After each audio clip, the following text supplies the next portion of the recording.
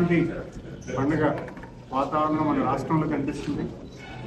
గత 5 సంవత్సరాలుగా చాలా పేమెంట్స్ పెండింగ్ ఉన్నాయి.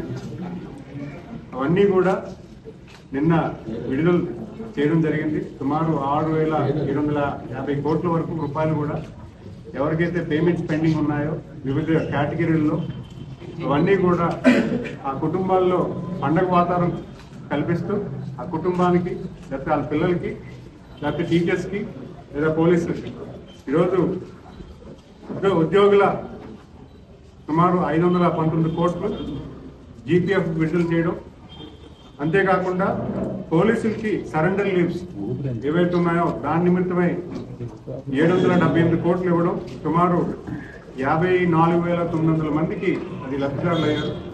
అంతేకాకుండా స్టూడెంట్స్ మెట్రిక్ స్కాలర్షిప్ కింద 788 కోట్లు, అది కూడా పెద్ద ఎత్తున 6.5 lakhs లబ్ధిదారులు. అలాగే టీడీఎస్ చెల్లింపులు 10 లక్షల లోపల కాంట్రాక్ట్ పేమెంట్లు ఏవైతే ఉన్నాయో అదొక 250 కోట్లు. చిన్న కాంట్రాక్టు 10 లక్షల పేమెంట్ కూడా ఆగిపోయిన ఏవైతున్నా వాటిని ఐడెంటిఫై చేసి వెంటనే వాటిని కూడా నిధులు ఇవ్వాల్సిన నిధులు ఇవ్వడం జరిగింది. అలాగే ఎంఎస్ఎంఈకి కూడా 90 కోట్లు ఇవ్వడం. ఇవన్నీ కూడా మనం ఆలోచన చేస్తే సుమారు చాలా మంది కుటుంబాల్లో ఎవరైతే అటు ఎంప్లాయీస్కి అలాగే వ్యాపారస్తులకి అలాగే కాంట్రాక్టర్స్కి వాళ్ళ ఇంట్లో వెలుగులు నింపినట్టు ప్రయత్నం ఈరోజు ప్రభుత్వం చేస్తుందని చెప్పుకోవడానికి మనందరం కూడా ప్రభుత్వం అభినందించాల్సిన అవసరం ఉంది. ఎందుకంటే ఈరోజు ఇంత పెద్ద ఎత్తున ఫండ్స్ గత 5 ఏళ్లుగా పెండింగ్ ఉన్న పేమెంట్స్, చాలామంది స్కూల్ రీఎంబర్స్మెంట్స్ కూడా పెండింగ్స్ ఉన్నాయి. ఇవన్నీ కూడా మనం వెంటనే సకాలంలో తీర్చడం, ఈవీ క్లస్టర్ ఒకటి, ఇవన్నీ కూడా గౌరవ ముఖ్యమంత్రి వారికి మేము రిక్వెస్ట్ చేయడం జరిగింది. ఆయన కూడా చాలా సానుకూలంగా స్పందిస్తున్నారు. అవి కూడా ఇక్కడ ప్రతిపాదన తీసుకొద్దామని చూస్తున్నాము.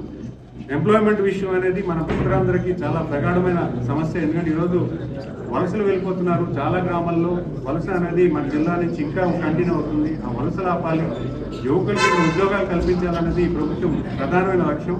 దానికి ఖచ్చితంగా మీ అందరూ కూడా కష్టపడి యువకులకు ఉద్యోగం కల్పించే ప్రైవేట్ ఇండస్ట్రీస్ కానీ అలాగే గవర్నమెంట్ నుంచి ఏ రకమైన ఉద్యోగాలు వచ్చినా అలాగే గవర్నమెంట్ ఎక్కువ ఉద్యోగాలు కల్పించలేదు కాబట్టి ప్రైవేట్ ఇండస్ట్రీస్ని ఎక్కువగా ఇక్కడ ఉత్తరాంధ్రకు వచ్చేలా చేస్తున్నాం. ఉత్తరాంధ్రలో అటు మూలపేట పోర్ట్ అవ్వచ్చు, ఇక్కడ భోగాపురం ఎయిర్పోర్ట్ అవ్వచ్చు, లేకపోతే వైజాగ్ పోర్ట్ అవ్వచ్చు, ఇవన్నీ కూడా మనకు ఒక అడ్వాంటేజ్ స్టేజ్ వచ్చింది. ఇప్పుడు రాయ్పూర్ హైవే కూడా కొత్తగా ఓపెన్ అవుతుంది. ఈ రాయ్పూర్ హైవే ఓపెన్ అవడం వల్ల కూడా మనకు కూడా చాలా అవకాశాలు వస్తాయి. ఇవన్నీ కూడా సానుకూలంగా మార్చుకొని ఇండస్ట్రీస్ని లేకపోతే ఎవరైతే ఇన్వెస్టర్స్ ఉన్నారో వాళ్ళు ఇక్కడ తీసుకొచ్చే ప్రయత్నం చేస్తున్నాము. అభివృద్ధి కూడా ముందుకు తీసుకెళ్తూ ఈరోజు ప్రతి జిల్లాలో కూడా అభివృద్ధి జరుగుతుంది. అభివృద్ధి పనులు మొదలయ్యాయి. మన గ్రామాల్లో చూసుకుంటున్నాం. గ్రామాల్లో చాలా పేమెంట్స్, చాలా వర్కులు స్టార్ట్ అవుతున్నాయి. పాత బకాయిలు క్లియర్ అవుతున్నాయి. హౌసింగ్ ప్రాజెక్ట్స్ మళ్ళీ రీఇనిషియేట్ అయ్యాయి. ఈరోజు ప్రతి రూరల్ డెవలప్మెంట్లో కానీ రూరల్ వాటర్ స్కీమ్స్ కానీ ఇవన్నీ కూడా సకాలంలో స్టార్ట్ అవ్వడం కూడా మనం గమనిస్తున్నాం.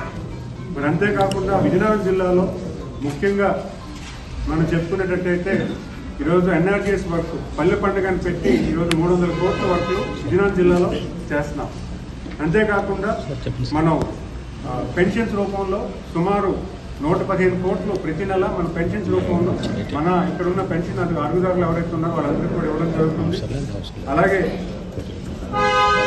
ధాన్యం కొనుగోలు ఇప్పటికీ జనవరి నెలలోనే ఈరోజు గత సంవత్సరంకి ఇప్పటికీ పోల్చుకుంటే గత సంవత్సరం కనీసం 1,00,000 టన్నులు కూడా చేయలేదు. ఈరోజు ఈ పండగకి 2,70,000 టన్నులు ధాన్యం కొనుగోలు చేసిన మరుసటి రోజే పేమెంట్ ఇవ్వడం కూడా జరిగింది. అది కూడా మీరు అందరూ కూడా చూశారు.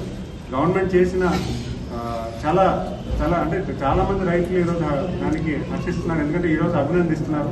ఎందుకంటే ఇంత పెద్ద ఎత్తున పేమెంట్స్ ఇవ్వడం, అది కూడా వెంటనే రైతు పండించిన పంట వెంటనే కొనుగోలు చేసి పేమెంట్ ఇవ్వడం ఖచ్చితంగా గవర్నమెంట్కి కూడా ఒక మంచి మైల్ స్టోన్ కూడా చెప్పుకోవాలి. ఎందుకంటే ఈరోజు ఇంత పెద్ద ఎత్తున పేమెంట్స్ గత ప్రభుత్వంలో వదిలేసిన పేమెంట్స్ కూడా ప్రభుత్వం వచ్చిన 2 నెలల్లో క్లియర్ చేస్తాం. దాన్ని కొనుగోలు పేమెంట్స్ మళ్ళీ ఇప్పుడు కూడా ఎప్పటికప్పుడు పేమెంట్స్ కూడా చేయడం జరుగుతుంది. అది కూడా మనం ఇక్కడ చెప్పాల్సిన అవసరం ఉంది. అంతేకాకుండా ఈ 176 పనులు 884 కిలోమీటర్లు అంటే దగ్గర 24 కోట్ల రూపాయలతో మొత్తం రోడ్ రిపేర్ వర్క్స్ కూడా చేయడం జరిగింది.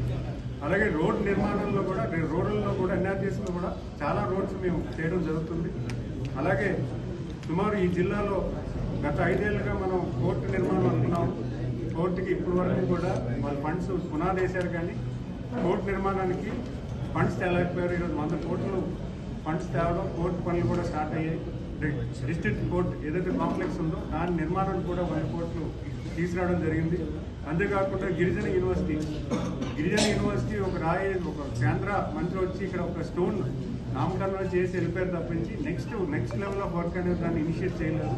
అది కూడా ఈ ప్రభుత్వం చాలా ప్రెస్టేజ్ తీసుకొని ఇక్కడే ట్రైబల్ యూనివర్సిటీకి అయితే ఏదైతే గత ప్రభుత్వాలు ఎక్వైర్ చేశారో అక్కడే దాన్ని మళ్ళీ రీకాన్సన్ట్రేట్ చేసి దాన్ని ఇనిషియేట్ చేసి వర్క్ కూడా మొదలుపెట్టడం జరిగింది. అంతేకాకుండా ఈరోజు భోగాపురం గత తెలుగుదేశం ప్రభుత్వంలో దాన్ని పూర్తి స్థాయిలో ఎక్సైజ్ చేశాము, ల్యాండ్ సమీకరణలు చేశాము. ఇప్పుడు డెవలప్మెంట్ వర్క్ ప్రోగ్రెస్ కూడా ఒక టార్గెట్ ప్రతి నెల కూడా ఎంత పర్సెంటేజ్ ఆఫ్ వర్క్ అవుతుంది, ఎంత స్పీడ్గా అవుతుంది అని కూడా వెరిఫై చేసుకుని ఇప్పటికి 58% ఆఫ్ ది ఎయిర్పోర్ట్ వర్క్ కూడా అయ్యింది. సో ఇవన్నీ కూడా మేము ఎందుకు చెప్పుకున్నామంటే గత 7 నెలల పరిపాలనలో ఈ రాష్ట్ర ప్రభుత్వం ఏం చేసింది, ఈ జిల్లాకి ఎంతవరకు ఈ ప్రభుత్వం అభివృద్ధి పనుల్లో కానీ సంక్షేమంలో కానీ ఎంతవరకు చేసిందని తెలుసుకోవాల్సిన అవసరం ఉంది. ఎందుకంటే ఈరోజు పండుగలో ప్రతి ఒక్కరూ కూడా సంతోషం వ్యక్తం చేస్తున్నాము. నిన్న ఇచ్చిన పేమెంట్సే కాదు, రాష్ట్రానికి ఒక మంచి రోజు వచ్చింది, మనం మంచి ప్రభుత్వాన్ని తీసుకొచ్చాము. ఎందుకంటే ఈరోజు గత ప్రభుత్వంలో అభివృద్ధి పూర్తిగా కనుమరుగైపోయింది.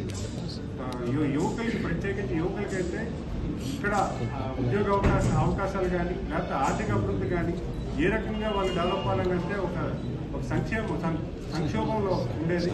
ఈ ప్రైవేట్ పార్టీస్ని చాలా మందితో ప్రోత్సహిస్తున్నాం. ఎందుకంటే గవర్నమెంట్ కెనాట్ అలౌట్ టూరిజంలో మేము చేయడానికి చాలా కష్టమైన పని. ప్రైవేట్ పార్టీస్ని కూడా చాలా వరకు టూరిజంలో పీపీపీ మోడల్లో ఎక్కువగా రన్ చేయడానికి రీసెంట్గా తాటిపూర్లో మనం బోట్ షికార్ అనేది మనం ప్లాన్ చేసాము. అది కూడా చాలా మంది అభినందిస్తున్నారు. అదేవిధంగా టూరిజం ప్రాజెక్ట్స్ కూడా పెద్ద ఎత్తున ఈ జిల్లాకు వచ్చేలాగా మేము పనిచేస్తున్నాము. అలాగే చాలా విషయాల్లో ఈ ప్రభుత్వం కట్టుబడి అన్ని రకాలుగా ప్రజల పట్ల, విజయనగరం జిల్లా వాసుల పట్ల ఒక మంచి వాతావరణం తీసుకెళ్తూ విజయనగరం అభివృద్ధి పట్ల కూడా పెద్ద ఆలోచన చేస్తూ ఈరోజు ప్రభుత్వం ముందుకు వెళ్తుంది. సో ఖచ్చితంగా మనందరికీ కూడా మంచి రోజులు వస్తాయి. అందరూ కూడా పండుగ వాతావరణం బాగా కుటుంబ సభ్యులతో బాగా కలిసికట్టుగా ఎంజాయ్ చేయాలని కోరుకుంటున్నాను. అందరికీ కూడా ముఖ్యంగా పత్రికా మిత్రులందరికీ కూడా పేరున ఈ పండుగ వాతావరణం మీ ఇంట్లో కూడా కలవాలి. మీరందరూ కూడా పండుగని బాగా చేసుకోవాలని కోరుకుంటూ విజయనగరం జిల్లా వాసులందరికీ కూడా పేరున సంక్రాంతి శుభాకాంక్షలు తెలియజేసుకుంటున్నాను.